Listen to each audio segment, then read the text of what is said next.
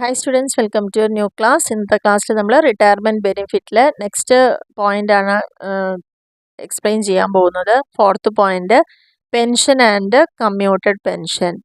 Pension എന്ന് പറയുന്നത് salary പറഞ്ഞ ഹെഡിൻ്റെ താഴെ നമ്മൾ എടുക്കുകയാണെങ്കിൽ അത് ടാക്സബിൾ ആണ് പെൻഷൻ എന്ന് പറയുന്നത്. എന്നാൽ കമ്മ്യൂട്ടഡ് പെൻഷൻ എന്ന് പറയുന്നത് അതിന് കുറച്ച് എക്സെംഷൻസ് അവിടെ കിട്ടുന്നുണ്ട്. അതെന്തൊക്കെയാണെന്നുള്ളത് നോക്കാം. അതായത് ഗവൺമെൻറ്റിൽ നിന്ന് കിട്ടുന്ന എന്തൊരു എമൗണ്ടും പെൻഷനായിട്ട് അല്ലെങ്കിൽ കമ്മ്യൂട്ടർ പെൻഷൻ ആണെങ്കിൽ അത് ഫുള്ളി എക്സെംപ്റ്റ് ആണ്. അതാണ് ആദ്യത്തെ കേസ്. രണ്ടാമത്തേലെന്ന് പറയുമ്പോൾ ഈ ഗവൺമെൻറ് അല്ലാത്ത നോൺ ഗവൺമെൻറ് ൻ്റെ കയ്യിൽ നിന്ന് കിട്ടുന്ന കമ്മ്യൂട്ടറുടെ പെൻഷൻ എങ്ങനെയാണ് ട്രീറ്റ് ചെയ്യേണ്ടതെന്നുള്ളതാണ് പറയുന്നത്. അത് രണ്ട് തരത്തിലുണ്ട്. ഒന്ന്, പിരിഞ്ഞു പോകുന്ന വ്യക്തിക്ക് ഗ്രാറ്റുവിറ്റി റിസീവ് ചെയ്യുന്നുണ്ടെങ്കിൽ അവിടെ നമ്മൾ കമ്മ്യൂട്ടഡ് വാല്യൂ കാണും 1/3 ഓഫ് നോർമൽ പെൻഷൻ. നോർമൽ പെൻഷൻ്റെ 1/3 ആയിരിക്കും എന്നുള്ളതാണ് പറയുന്നത്.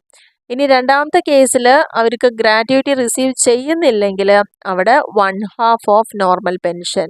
അപ്പോൾ ഈ രണ്ട് കാര്യങ്ങളാണ് നമ്മൾ പ്രധാനമായിട്ട് ശ്രദ്ധിക്കേണ്ടത്. എപ്പോഴും പെൻഷൻ എന്ന് പറയുന്ന ഒരു സംഭവം ഉണ്ടെങ്കിൽ അത് സാലറി എന്നുള്ള ഹെഡിൽ അത് ടാക്സബിൾ ആണ്. കമ്മ്യൂട്ടഡ് പെൻഷന് കുറച്ച് എക്സെംഷൻസ് ഉണ്ട്.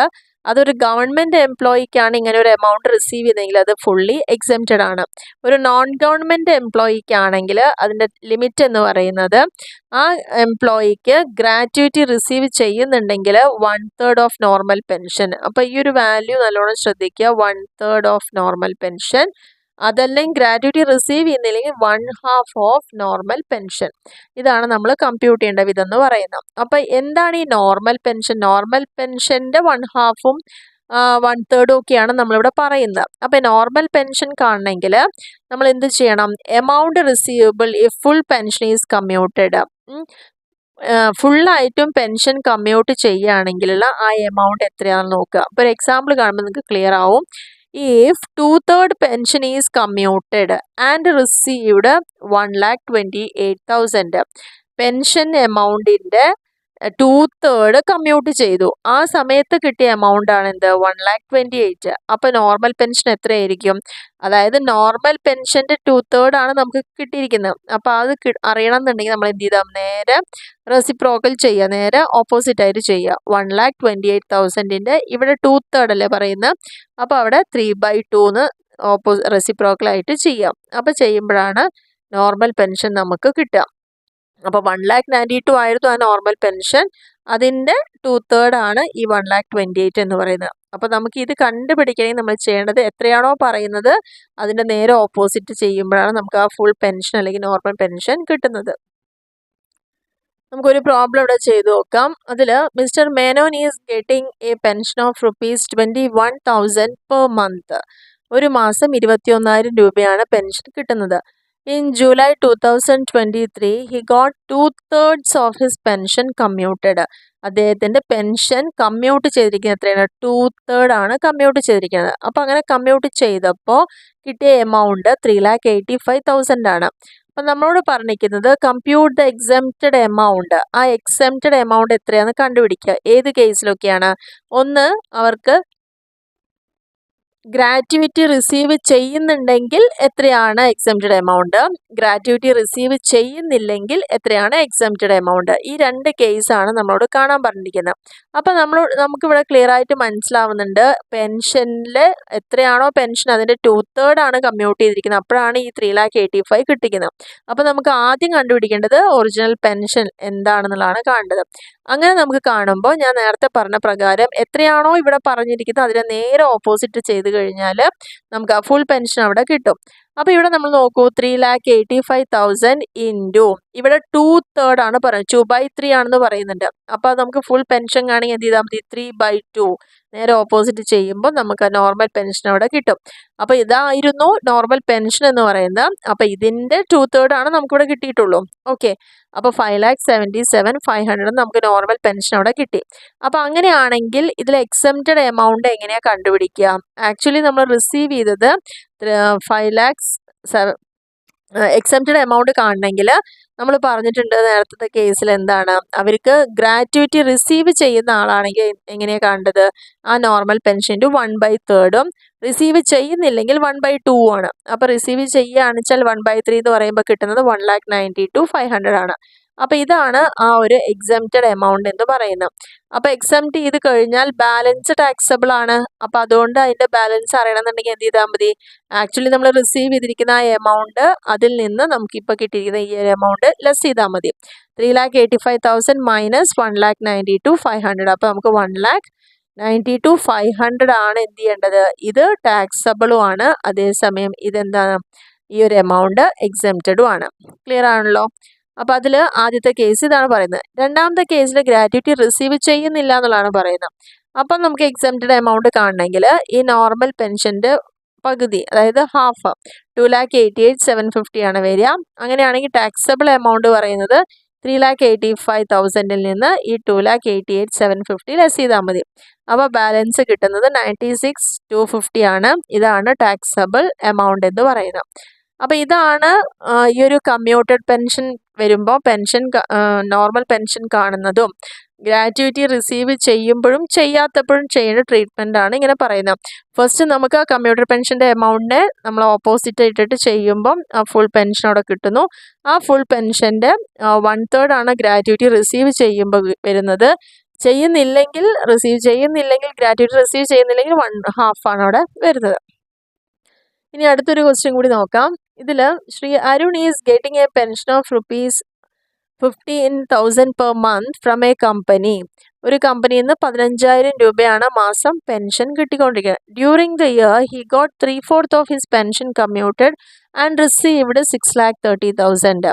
അപ്പോൾ ആ സമയത്ത് തന്നെ അദ്ദേഹത്തിന് പെൻഷൻ കമ്മ്യൂട്ട് ചെയ്തപ്പം അതിൻ്റെ 3/4 നമുക്ക് അവിടെ കിട്ടിയിട്ടുണ്ട്. ആൻഡ് റിസീവ്ഡ്, അങ്ങനെ റിസീവ് ചെയ്തിരിക്കുന്ന എമൗണ്ട് ആണ് 6,30,000. അപ്പോൾ അതിൽ പറഞ്ഞിട്ടുണ്ട് കൃത്യമായിട്ട് 3/4 ആണെന്ന് പറയുന്നത്. പെൻഷൻ്റെ 3/4 ആണ് കമ്മ്യൂട്ട് ചെയ്തിരിക്കുന്നത്. അങ്ങനെയാണ് നമുക്ക് ഈ 6,30,000 കിട്ടിയിരിക്കുന്നത്. നമ്മളോട് പറഞ്ഞിരിക്കുന്നത് എക്സംപ്റ്റഡ് എമൗണ്ട് കാണണം, ഗ്രാറ്റുവിറ്റി റിട്ടയർമെൻറ്റ് സമയത്ത് അദ്ദേഹത്തിന് കിട്ടുന്നുണ്ടെന്ന് വ്യക്തമായി പറയുന്നുണ്ട്. അപ്പം ആദ്യം നമ്മൾ കണ്ടുപിടിക്കുന്നത് നോർമൽ പെൻഷൻ എത്രയാണെന്ന് കാണുക. നോർമൽ പെൻഷൻ കാണണമെങ്കിൽ ഇപ്പം നമുക്ക് കിട്ടിയിരിക്കുന്ന ഈ ഒരു എമൗണ്ട് 6,30,000 ഇൻറ്റു അത് എത്രയാണെന്നാണ് പറഞ്ഞത്? 3/4 ആണ്. അപ്പം നമ്മൾ നേരെ ഇതിൻ്റെ ഓപ്പോസിറ്റ് ചെയ്യുക. 4/3 ചെയ്യുമ്പം നോർമൽ പെൻഷൻ നമുക്ക് കിട്ടി. 8,40,000 ആണ് നോർമൽ പെൻഷൻ. ഈ നോർമൽ പെൻഷൻ്റെ കമ്മ്യൂട്ടഡ് വാല്യൂ ഓഫ് 1/3 പെൻഷൻ കാണുക. കാരണം ഗ്രാറ്റുവിറ്റി റിസീവ് ചെയ്യുന്ന ആളാണെങ്കിൽ 1/3 ആണ് കാണേണ്ടത്. അപ്പോൾ നമുക്ക് കാണുമ്പോൾ എത്ര വരും? 2,80,000 വരും. അപ്പോൾ ഇതാണ് എമൗണ്ട് ഓഫ് എക്സംഷൻ. ഈ ഒരു എമൗണ്ട് വരെ അവർക്ക് എക്സംഷൻ കിട്ടുന്നതാണ് പറയുന്നത്. അപ്പോൾ ടാക്സബിൾ ഏതാണെന്ന് ചോദിച്ചു കഴിഞ്ഞാൽ ആക്ച്വലി റിസീവ് ചെയ്ത ഈ എമൗണ്ടിൽ നിന്ന് ഈ എക്സംപ്റ്റഡ് ആയിട്ടുള്ള എമൗണ്ട് കുറച്ചാൽ ബാലൻസ് വരുന്നത് ടാക്സബിൾ ആണ്. ഇനി നമുക്ക് അടുത്തൊരു ക്വസ്റ്റ്യൻ കൂടി നോക്കാം. ഇവിടെ mister Rao retires from service of A private company on 1st May 2023. His pension is fixed at ₹8,000 per month from June onwards. Retire ചെയ്തിരിക്കുന്നത് 1st May ആണ്. അത് കഴിഞ്ഞിട്ട് ജൂൺ മുതൽ അദ്ദേഹത്തിന് കിട്ടുന്ന പെൻഷൻ 8,000 രൂപയാണ്. January 2024 അദ്ദേഹം എന്ത് ചെയ്തു? പെൻഷൻ കമ്മ്യൂട്ട് ചെയ്തു. അപ്പോൾ നമുക്ക് 4,50,000 കിട്ടിയിട്ടുണ്ട്.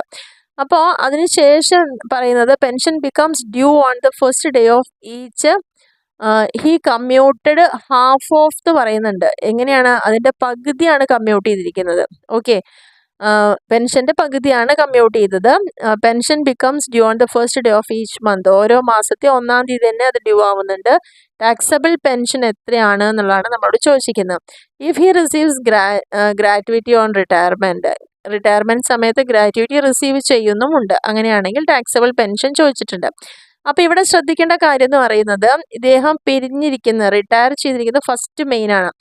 പിന്നെ ജൂൺ മുതലാണ് ഈ ഒരു 8,000 പെൻഷനായി കിട്ടുന്നത്. അപ്പോൾ നമുക്ക് കാൽക്കുലേറ്റ് ചെയ്യേണ്ട വിധം എന്ന് പറയുമ്പം പെൻഷൻ എവിടെ നിന്നാണ് സ്റ്റാർട്ട് ചെയ്യുന്നത്? ജൂൺ 1-ാം തീയതി മുതൽ നമുക്ക് ഏത് വരെ വരും? ജാനുവരി വരയ്ക്കാണ് വരുന്നത്. കാരണം അവിടെ നമ്മൾ കൃത്യമായി പറഞ്ഞിട്ടുണ്ട് 2 മാസം, half pension of February and March ആണ് അവിടെ കണക്കാക്കേണ്ടത്. കാരണം കമ്മ്യൂട്ട് ചെയ്തിരിക്കുന്നത് എത്രയാണ്? ഹാഫ് ഓഫ് ഹിസ് പെൻഷൻ എന്നാണ് പറയുക. അപ്പോൾ ഒരു മാസം 4,000 ആണെങ്കിൽ അടുത്ത മാസവും എത്ര ചെയ്തിരിക്കുന്നത്? ഹാഫ് 4,000 ആണ് ചെയ്തിരിക്കുന്നത്.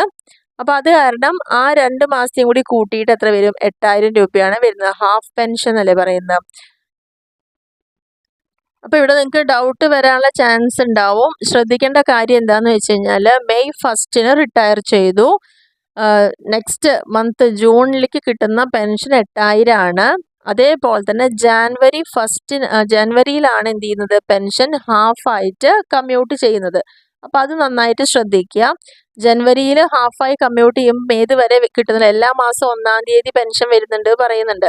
അപ്പോൾ ജൂൺ 1 മുതൽ ജനുവരി 1 വരെ അവർക്ക് എന്തുണ്ട്, റെഗുലറായിട്ട് 8 മാസം ഈ ഒരു 8000 രൂപ വെച്ച് കിട്ടിയിട്ടുണ്ട്. അപ്പോൾ അത് കണക്കാക്കുക. അതിനുശേഷം പിന്നെ നമുക്ക് നമ്മുടെ പ്രീവിയസ് ഇയറിലേക്ക് എത്രയും കൂടി 2 മാസം കൂടിയുള്ളൂ, ഫെബ്രുവരി മാർച്ചും. അപ്പോൾ അവിടെയാണ് അത് എന്ത് ചെയ്തിരിക്കുന്നത്, ഹാഫായിട്ട് കമ്മ്യൂട്ട് ചെയ്തിരിക്കുന്നത്. അപ്പോൾ ഹാഫായി കമ്മ്യൂട്ട് ചെയ്യുക പറയുമ്പം 8000ൻ്റെ പകുതി 4000 ഒരു മാസത്തിലും അടുത്ത മാസം 4000 ആണ് വരിക. അപ്പോൾ അവിടെ നമുക്ക് ആഡ് ചെയ്യാൻ പറ്റുന്ന ഈ 2 മാസം കൂടി എത്രയാണ്, 4 4 8000. അങ്ങനെയാണ് ഈ 8000 കിട്ടിയിരിക്കുന്നത്. അപ്പോൾ നമുക്ക് ടോട്ടൽ അവിടെ എത്ര കിട്ടി, 72,000 ആയിട്ട് കിട്ടിയിട്ടുണ്ട്. ഇനി നമ്മളോട് പറഞ്ഞിരിക്കുന്നത് നോർമൽ പെൻഷൻ എന്ന് പറയുന്നത് കാണണം നമ്മളിവിടെ. അപ്പോൾ 4,50,000 ആണ് കിട്ടിയിരിക്കുന്നത്. അപ്പോൾ ഈ 4,50,000യുടെ ഹാഫ് എന്നല്ലേ പറഞ്ഞത്, അപ്പോൾ 2/1 ആണ് ഇവിടെ വരിക, നോർമൽ പെൻഷൻ്റെ ഹാഫ്. അപ്പോൾ നമ്മൾ ഫുൾ പെൻഷൻ കാണണമെങ്കിൽ 2/1 കാണുക. അപ്പോൾ നമുക്ക് 9 lakh കിട്ടും. ഇനി ഈ 9 lakhൽ ഗ്രാറ്റുവിറ്റി റിസീവ് ചെയ്യുന്ന ആളായതുകൊണ്ട് നമ്മൾ എന്താ ചെയ്യേണ്ടത്, 1/3. അപ്പോൾ 1/3 എന്ന് പറയുന്നത് എത്ര, 3 lakh ആണ് വരിക. അപ്പോൾ ടാക്സബിൾ കമ്മ്യൂട്ടഡ് പെൻഷൻ എന്ന് പറയുന്നത് നമ്മൾ റിസീവ് ചെയ്തിരിക്കുന്ന 4,50,000 3 lakh വരെ എക്സംപ്റ്റഡ് ആണ്. അപ്പോൾ എക്സംപ്റ്റഡ് പെൻഷൻ 3 lakhഉം ടാക്സബിൾ പറയുന്നത് അതിൻ്റെ ബാലൻസും എത്ര വരിക, 1,50,000. 4 lakhൽ നിന്ന് 4,50,000 നിന്ന് 3 lakh ലെസ് ചെയ്യുമ്പോൾ നമുക്ക് കിട്ടുന്നതാണ് 1,50,000. ഇത് ടാക്സബിൾ ആണ്. അപ്പം കമ്മ്യൂട്ടർ പെൻഷൻ്റെ ടാക്സബിൾ പോർഷൻ ആണ് വരുന്നത്. അപ്പോൾ ടോട്ടൽ ടാക്സബിൾ പോർഷൻ എന്ന് പറയുന്നത് എത്ര വരിക, ഈ 1,50,000 ഇതിൻ്റെ ഒരു പോർഷൻ 1,50,000ഉം അതേപോലെ തന്നെ പെൻഷനായിട്ട് നമുക്ക് കാണുന്ന 72,000, ആദ്യം നമ്മൾ കണ്ട 72,000ഉം. അപ്പോൾ ഇതാണ് ടോട്ടൽ ടാക്സബിൾ പെൻഷൻ എന്ന് പറയുന്നത്. ഇനി ഇതിൽ പറയുന്നത് an assessee is eligible for a standard deduction up to ₹40,000 on pension received. Pension എത്രയാണോ റിസീവ് ചെയ്തിരിക്കുന്നത് അതിൽ 40,000 ഒരു സ്റ്റാൻഡേർഡ് ഡിഡക്ഷൻ ഒരു അസസിക്ക് ഉണ്ടായിരിക്കുന്നുള്ളതും പറയുന്നുണ്ട്. ഓക്കെ, ഇനി നെക്സ്റ്റ് പോയിന്റ് ആണ് 5ാമത്തെ point, compensation on voluntary retirement. ഇനി ഒരാൾ സ്വമേധയാ നമ്മുടെ സ്ഥാപനത്തിൽ നിന്ന് പിരിഞ്ഞു പോവുകയാണെങ്കിൽ നമ്മൾ ആ സമയത്ത് അവർക്ക് കോമ്പൻസേഷൻ കൊടുക്കും. അത് എങ്ങനെയാണ് ട്രീറ്റ് ചെയ്യുന്നത് എന്നുള്ളതാണ് നോക്കുന്നത്. അപ്പോൾ അതിൽ പറഞ്ഞു കഴിഞ്ഞാൽ അദ്ദേഹത്തിനും അങ്ങനെ സമയം വരുന്നതിന് മുന്നേ തന്നെ സ്വമേധയാ പിരിഞ്ഞു പോകുന്ന ആളുകൾക്കും എന്തിന് എലിജിബിൾ ആണ്, എക്സംഷൻ കിട്ടാനുള്ള എലിജിബിലിറ്റി ഉണ്ട്. അപ്പോൾ അതിനുള്ള ക്രൈറ്റീരിയ എന്ന് പറയുന്നത് ഒരു 4 കാര്യങ്ങൾ ഇവിടെ പറയുന്നുണ്ട്. അതിൽ ഏറ്റവും ചെറിയ എമൗണ്ട് എന്താണോ ആ എമൗണ്ടിന് എക്സംഷൻ അദ്ദേഹം എലിജിബിൾ ആണ് അല്ലെങ്കിൽ അർഹനാണ് എന്നുള്ളതാണ് പറയുന്നത്. എന്താണ് ആ 4 കാര്യങ്ങൾ എന്നുള്ളത് നോക്കാം. First, 3 months salary for each completed year of services. എത്ര വർഷമാണോ ഒരാൾ സർവീസിൽ ഇരുന്നിരിക്കുന്നത് അത് ഇൻറ്റു 3 months സാലറിയാണ് അവിടെ ഉദ്ദേശിക്കുന്നത്. അപ്പോൾ 1 വർഷം കംപ്ലീറ്റ് ചെയ്യുമ്പോൾ അയാൾക്ക് 3 മാസത്തെ സാലറിക്ക് അയാൾ അർഹനാണ്. അങ്ങനെ എത്ര വർഷങ്ങൾ സർവീസിൽ ഇരുന്നോ അത് ഇൻറ്റു 3 ആണ് കാണിക്കേണ്ടത്. രണ്ടാമത്തെ ഓപ്ഷൻ എന്ന് പറയുന്നത് റിട്ടയർ ചെയ്യുന്ന സമയത്തുള്ള സാലറി എത്രയാണ് അത് ഇൻറ്റു ഇനി ബാലൻസ്, അദ്ദേഹം ശരിക്കും 58 വയസ്സ് വരെയൊക്കെ ജോലി ചെയ്യേണ്ട ഒരു വ്യക്തിയാണെങ്കിൽ ചിലപ്പോൾ അത് 48ലോ 52ലോ ഒക്കെ പിരിഞ്ഞു പോവാം. അപ്പോൾ അവിടെ ആ 58ലേക്ക് അല്ലെങ്കിൽ 56ലേക്ക് വരാൻ എന്താണോ ബാലൻസ് ഉള്ളത് ആ എമൗണ്ട് കൊണ്ട് ഇൻറ്റു ചെയ്യുക. റിട്ടയർ ചെയ്യുന്ന സമയത്ത് സാലറി ഇൻറ്റു ആ ബാലൻസ് സർവീസ് പീരീഡ് എന്താണെന്നുള്ളത് നോക്കുക. മൂന്നാമത്തത് ആക്ച്വൽ എമൗണ്ട് എന്താണോ റിസീവ് ചെയ്തിരിക്കുന്നത് നോക്കുക. നാലാമത്തത് 5 lakh ആണ് ഫിക്സഡ് ആയിട്ടുള്ള എമൗണ്ട്. ഇതാണ് 4 ക്രൈറ്റീരിയ എന്ന് പറയുന്നത്. ഇത് 4ഉം ചെയ്ത് കഴിഞ്ഞാൽ ഏറ്റവും ലീസ്റ്റ് എമൗണ്ട് എന്താണോ ആ എമൗണ്ടിനെ നമുക്ക് എന്ത് ചെയ്യാം, എക്സംഷൻ ആയിട്ട് കൊടുക്കാവുന്നതാണ്. അപ്പോൾ ഇവിടെയൊക്കെ നമ്മളിവിടെ സാലറി അറ്റ് ദ ടൈം എന്ന് പറയുന്നത്. അപ്പോൾ ഈ സാലറി എന്ന് പറഞ്ഞാൽ എന്തൊക്കെ എടുക്കാം, നേരത്തെ നമ്മൾ പറഞ്ഞ അതേ കാര്യങ്ങളാണ്. ബേസിക് പേ വരും, DA അത് റിട്ടയർമെൻറ്റ് ബെനിഫിറ്റിൻ്റെ ഭാഗമാണെങ്കിൽ ഉണ്ടാവും, പ്ലസ് കമ്മീഷൻ എന്ന് പറയുന്നത് ടേൺ ഓവറിൻ്റെ ഫിക്സഡ് ആയിട്ടുള്ള എത്ര പെർസെൻറ്റേജ് ആണെങ്കിൽ ആ പെർസെൻറ്റേജ് അവിടെ കമ്മീഷനായിട്ടുണ്ടെങ്കിൽ അതും കൂടി എടുക്കണം. സാലറിയിൽ നോർമലായിട്ട് പല കാര്യങ്ങൾ കമ്പ്യൂട്ട് ചെയ്യുമ്പോഴും ഈ 3 കാര്യങ്ങളാണ് അവിടെ പറയാറുള്ളത്. അപ്പോൾ നമുക്കൊരു പ്രോബ്ലം ചെയ്യുമ്പോൾ അത് ക്ലിയർ ആവും. അതിൽ നമുക്ക് ഈ ഒരു ഇലിസ്ട്രേഷൻ നോക്കാം. Mister Abu took VRS on 1st May 2023 at the age of 50 years. അപ്പോൾ ഇവിടെ ശ്രദ്ധിക്കേണ്ട കാര്യം റിട്ടയർ ചെയ്യുന്ന ഡേറ്റ് എന്ന് പറയുന്നത് 1 May 2023 ആണ്. അന്ന് അദ്ദേഹത്തിൻ്റെ വയസ്സ് 50 ഇയേഴ്സ് ആണ്, 50 വയസ്സാണ്. അത് പിരിഞ്ഞു വരുന്ന ആ സമയത്ത് അവർക്ക് 7,60,000 കിട്ടിയിട്ടുണ്ട് എമൗണ്ട്. നോർമൽ ഏജ് അവരുടെ കമ്പനി പ്രകാരം 58 ആണ്. അപ്പോൾ 8 വർഷം മുന്നേ അദ്ദേഹം VRS എടുത്തിരിക്കുകയാണ്. He had completed 20 years of services. 20 വർഷം അവർ ഈ ഫീൽഡിൽ വർക്ക് ചെയ്തിട്ടുണ്ട്. ഹിസ് മന്ത്ലി സാലറി റിട്ടയർ ചെയ്ത സമയത്ത് 15,000 ആണ്. അപ്പം നമുക്ക് ഈ 4 ക്രൈറ്റീരിയ മുകളിൽ പറഞ്ഞതാണ് ആദ്യം എഴുതുക. അപ്പം നമ്മളോട് ടാക്സബിൾ എമൗണ്ട് എത്രയെന്നാണ് ചോദിച്ചിരിക്കുന്നത്. അപ്പോൾ ഈ ക്രൈറ്റീരിയ ആദ്യം എഴുതേണ്ടത് ഞാൻ പറഞ്ഞിട്ടുണ്ടായിരുന്നു, 3 months salary for each completed year of service. എത്ര വർഷം കംപ്ലീറ്റ് ചെയ്തോ അത് ഇൻറ്റു 3 months. അപ്പോൾ നമുക്ക് ഇവിടെ പറയാം എത്ര വർഷമാണ് കംപ്ലീറ്റ് ചെയ്തിരിക്കുന്നത്. റിട്ടയർ ചെയ്യുന്ന സമയത്ത് കിട്ടിയിരിക്കുന്ന സാലറിയാണ്. അപ്പോൾ അത് 15,000 ആണ്. 15,000 ഇൻറ്റു 20 വർഷത്തെ എക്സ്പീരിയൻസ് ആണ്. അപ്പോൾ 20 ഇൻറ്റു 3 months സാലറിയാണ് വരുന്നത്. ഓരോ ഇയർ കംപ്ലീറ്റ് ചെയ്യുമ്പോഴും അവർക്ക് 3 മാസത്തെ സാലറിക്ക് എലിജിബിൾ ആണ്. അപ്പോൾ 20 ഇൻറ്റു 3 ചെയ്യുമ്പം എത്ര വരും? 9 lakh വരും. ഇനി രണ്ടാമത്തെ ക്രൈറ്റീരിയ എന്ന് പറയുന്നത് ഇനി എത്രയാണോ ആക്ച്വൽ റിട്ടയർമെൻറ്റ് സമയത്തേക്ക് നമുക്ക് ബാലൻസ് ഉള്ളത് അതുകൊണ്ട് ഇൻറ്റു ചെയ്യാം. അപ്പോൾ 15,000 ഇൻറ്റു, കാരണം ഇവിടെ 50 വയസ്സിൽ റിട്ടയർ ആയി, ആക്ച്വൽ ടൈം 58 ആണ്. അപ്പോൾ 8 വർഷമാണ് ഇനി ബാക്കിയുള്ളത്. അപ്പോൾ ആ 15,000 ഇൻറ്റു 8 ഇൻറ്റു 12, 8 വർഷമാണ് വരുന്നത് ഇനി പെൻഡിങ് ഉള്ളത്. അപ്പോൾ അത് മന്തിലേക്ക് കാണിക്കാൻ വേണ്ടി ഇൻറ്റു 12. അപ്പോൾ 14,40,000 വന്നു. മൂന്നാമത്തെ actual amount received. Actual amount received എത്രയാണ്? 7,50,000. ലാസ്റ്റ് വൺ സ്റ്റാൻഡേർഡ് ആയിട്ട് എമൗണ്ട് തന്നെയാണ്, ഫിക്സഡ് എമൗണ്ട് ആണ്, 5 lakh. അപ്പോൾ ഇതിലെന്ന് പറയുമ്പം ഈ 4 ഇതിൽ ക്രൈറ്റീരിയയിൽ ഏറ്റവും ലീസ്റ്റ് എമൗണ്ട് ഏതാണ്? 5 lakh ആണ്. അപ്പോൾ ഇവിടെ എമൗണ്ട് ഓഫ് എക്സംഷൻ എന്ന് പറയുന്നത് എന്താണ്? 5 lakh ആണ്. അപ്പോൾ ടാക്സബിൾ എമൗണ്ട് എത്ര വരിക? ആക്ച്വലി നമ്മൾ റിസീവ് ചെയ്തത് 7,60,000 ആണ്. അതിൽ നമുക്ക് എക്സംഷൻ കിട്ടുന്നത് ഈ ഒരു 5 lakhനായിരിക്കും എക്സംഷൻ കിട്ടുക. ബാലൻസ് 2,60,000 എന്താണ്? ടാക്സബിൾ എമൗണ്ട് ആയിരിക്കും എന്നുള്ളതാണ് പറഞ്ഞിരിക്കുന്നത്. ഇനി ഇതിൽ അടുത്ത ലാസ്റ്റ് പോയിന്റ് ആണ്, അതായത് റിട്ടയർമെൻറ്റ് ബെനിഫിറ്റിൻ്റെ ഏറ്റവും അവസാനം കൊടുക്കുന്ന ഒരു പോയിന്റ്, റിട്രെഞ്ച്മെൻറ്റ് കോമ്പൻസേഷൻ. അതായത് any compensation received by a workman under the Industrial Dispute Act 1947 at the time of retrenchment is exempt from tax to the extent of list of the following. അപ്പോൾ എന്താണ് റിട്രെഞ്ച്മെൻ്റ് എന്ന് പറഞ്ഞു കഴിഞ്ഞാൽ, അതായത് കമ്പനിക്ക് അവരുടെ ആ ഒരു ബിസിനസ് മുന്നോട്ട് കൊണ്ടുപോകാൻ പറ്റാതെ ഒരു ഫിനാൻഷ്യൽ ക്രൈസിസ് വരുമ്പോൾ സ്വമേധയാ അവർ അവിടെ വർക്ക് ചെയ്യുന്ന എംപ്ലോയീസിൻ്റെ എണ്ണം ചുരുക്കും, അതുപോലെ തന്നെ കോസ്റ്റ് റെഡ്യൂസ് ചെയ്യും, അങ്ങനെ പല കാര്യങ്ങളും ചെയ്യും. അപ്പോൾ അതിൻ്റെ ഭാഗമായിട്ട്, അതായത് അവരുടെ കമ്പനിക്ക് മുന്നോട്ട് പോകാൻ സാമ്പത്തിക ശേഷി ഇല്ലാതെ വരിക, അപ്പോൾ അവിടെ പല കാര്യങ്ങളും വെട്ടിക്കുറയ്ക്കേണ്ടതായിട്ടുള്ള അവസ്ഥ വരികയാണ്. സാലറി കുറയ്ക്കേണ്ടി വരിക, ചിലരെ പിരിച്ചുവിടേണ്ടി വരിക, അങ്ങനെയൊക്കെ വരും. അപ്പോൾ അങ്ങനെ വരുന്ന സമയത്ത് സ്വാഭാവികമായിട്ട് അവിടെ വർക്ക് ചെയ്യുന്ന ഒരു എംപ്ലോയിക്ക് എന്ത് സംഭവിക്കാം? അവരുടെ ജോലി നഷ്ടപ്പെട്ടേക്കാം അതിൻ്റെ ഭാഗമായിട്ട്. അപ്പോൾ അങ്ങനെ നഷ്ടപ്പെട്ട് അവിടെ നിന്ന് നമ്മൾ പറഞ്ഞയക്കേണ്ടി വരുന്ന എംപ്ലോയീസിന്, റിട്രെഞ്ച്ഡ് എംപ്ലോയീസ് എന്ന് പറയുന്ന ആ എംപ്ലോയീസിന് പുതിയൊരു ജോലിയിലേക്ക് കിട്ടുന്നവരേക്ക് അവർക്ക് വരുമാനം ഇല്ലാതെ ഇരിക്കേണ്ട ഒരു അവസ്ഥയാണ് അവിടെ വരുന്നത്. അപ്പം നമ്മളുടെ ഒരു കാരണം കൊണ്ട് അവരെ നമ്മൾ പറഞ്ഞയക്കുമ്പം ആ പറഞ്ഞയക്കുന്ന വ്യക്തിക്ക് കൊടുക്കുന്ന, കാരണം കുറച്ചു കാലമെങ്കിലും ഫിനാൻഷ്യലി അവർ ബുദ്ധിമുട്ടാതിരിക്കാൻ വേണ്ടിയിട്ട് നമ്മൾ കമ്പനി കൊടുക്കുന്ന റിട്രെഞ്ച്മെൻറ്റ് കോമ്പൻസേഷൻ എന്ന് പറയുന്നത്. അപ്പം അങ്ങനെ ഒരാളെ റിട്രെഞ്ച് ചെയ്യുന്ന സമയത്ത് അവർക്ക് ഇങ്ങനെ കൊടുക്കുന്ന എമൗണ്ട് എക്സെംഷൻ കിട്ടും. പക്ഷെ അതും ഈ ഒരു 3 ക്രൈറ്റീരിയ പ്രകാരമാണ്. അതിൽ ഏറ്റവും കുറവ് എമൗണ്ട് ഏതാണോ അതിനാണ് എക്സെംഷൻ കിട്ടുക. അവിടെ നമ്മൾ നോക്കേണ്ടത് ആക്ച്വൽ എമൗണ്ട് റിസീവ്ഡ്, എത്രയാണ് ആക്ച്വൽ എമൗണ്ട് റിസീവ് ചെയ്തിരിക്കുന്നത്. രണ്ടാമത്തത് 15 days ആവറേജ് സാലറി, ആവറേജ് പേ, അതായത് എത്ര ഇയർ ഓഫ് സർവീസ് ഉണ്ടോ അത് ഇൻറ്റു അതിൻ്റെ ആ സമയത്തുള്ള സാലറിയുടെ ആവറേജ് ആണ് നമ്മൾ കാണേണ്ടത്.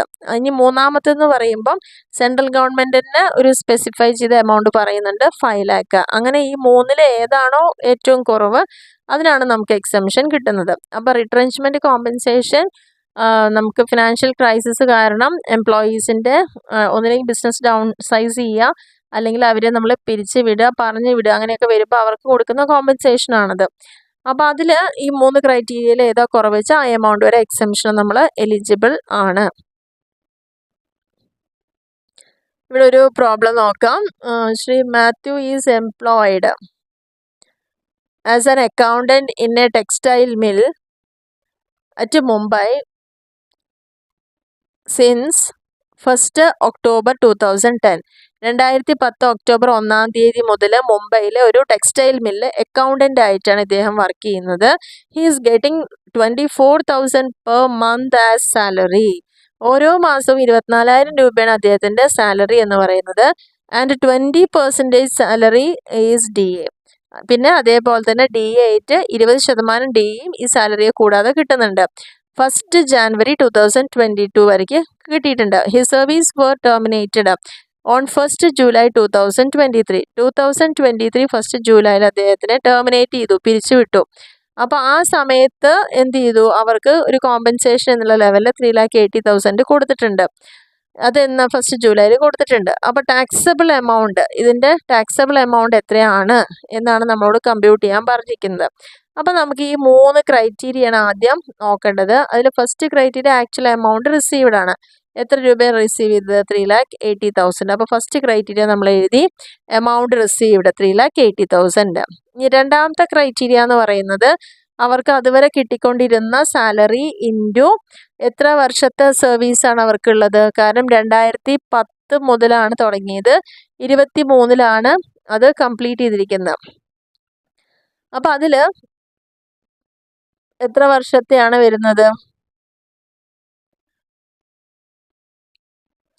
ഇവിടെ നോക്കിക്കഴിഞ്ഞാൽ അറിയാം, 2010 മുതൽ 2023-ലാണ് ടെർമിനേറ്റ് ചെയ്തിരിക്കുന്നത്. അപ്പോൾ 23 - 10 ചെയ്യുമ്പോൾ 13 വർഷത്തെ സർവീസാണ് വരുന്നത്.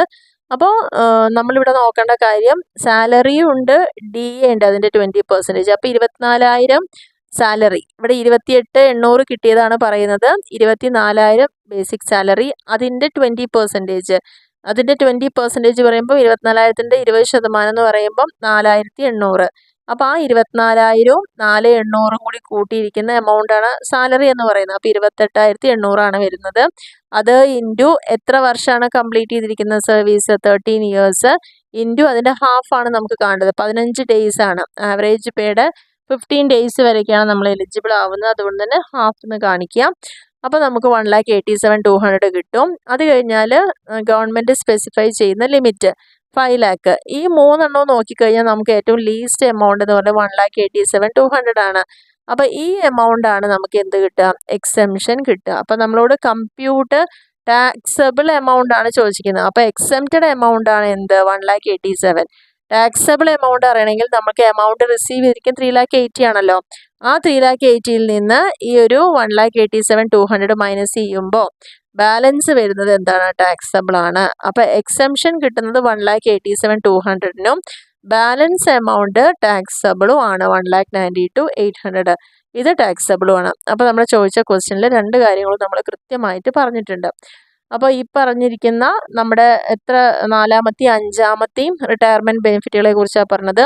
VRS എടുക്കുകയാണെങ്കിൽ എങ്ങനെയാണ് ട്രീറ്റ് ചെയ്യേണ്ടത്, അതുപോലെ തന്നെ റിട്രെഞ്ച്മെൻറ്റ് കോമ്പൻസേഷൻ എങ്ങനെയാണ്, അതേപോലെ തന്നെ നമ്മൾ കോമ്പൻസേഷൻ വോളണ്ടറി ആയിട്ട് നമ്മൾ ചെയ്യുന്ന സമയത്ത് VRS എടുക്കുമ്പോഴുള്ള ട്രീറ്റ്മെൻറ്റിനെ കുറിച്ചും പറഞ്ഞു. പിന്നെ പെൻഷനും കമ്മ്യൂട്ടഡ് പെൻഷനെ കുറിച്ചും പറഞ്ഞു. അപ്പോൾ 3 ടോപ്പിക്കും കൂടി നമ്മളിവിടെ കംപ്ലീറ്റ് ചെയ്തിട്ടുണ്ട്. അപ്പോൾ ഇന്നലെ അല്ലെങ്കിൽ മുന്നത്തെ വീഡിയോയിൽ നമ്മൾ ഫസ്റ്റ് 3 ഹെഡ്സ് അവിടെ നോക്കിക്കഴിഞ്ഞു. ഇനി 4th, 5th, 6th ആണ് ഇവിടെ ചെയ്തിരിക്കുന്നത്. പെൻഷൻ ആൻഡ് കമ്മ്യൂട്ടഡ് പെൻഷനും VRSഉം റിട്രെഞ്ച്മെൻറ്റ് കോമ്പൻസേഷനും. അപ്പോൾ ഈ പറഞ്ഞിരിക്കുന്ന ഈ 3 കാര്യങ്ങൾ എങ്ങനെയൊക്കെയാണ് കാൽക്കുലേറ്റ് ചെയ്യേണ്ടതെന്നുള്ള കാര്യം എല്ലാവർക്കും ക്ലിയർ ആയെന്ന് വിചാരിക്കുന്നു. എന്തെങ്കിലും ഡൗട്ടുള്ള ആളുകൾക്ക് താഴെ കമൻറ്റ് ബോക്സിൽ ഇടാവുന്നതാണ്. അതേപോലെ തന്നെ നിങ്ങൾക്ക് ഈ വീഡിയോ ഉപകാരപ്രദമാണെന്ന് തോന്നുകയാണെങ്കിൽ തീർച്ചയായിട്ടും നിങ്ങളുടെ ഫ്രണ്ട്സിലേക്കൊക്കെ ഒന്ന് ഷെയർ ചെയ്ത് കൊടുക്കുക. മാക്സിമം ഷെയർ ചെയ്യുക, സപ്പോർട്ട് ചെയ്യുക, ലൈക്ക് ചെയ്യാനും കമൻറ്റ് ചെയ്യാനും മറക്കരുത്. സബ്സ്ക്രൈബ് ചെയ്യാതെ ഇപ്പോഴും കുറേ പേര് കാണുന്നുണ്ട്. അപ്പോൾ ദയവ് ഇത് എല്ലാവരും ഒന്ന് സബ്സ്ക്രൈബ് ചെയ്യുക, സപ്പോർട്ട് ചെയ്യാം. Okay, thank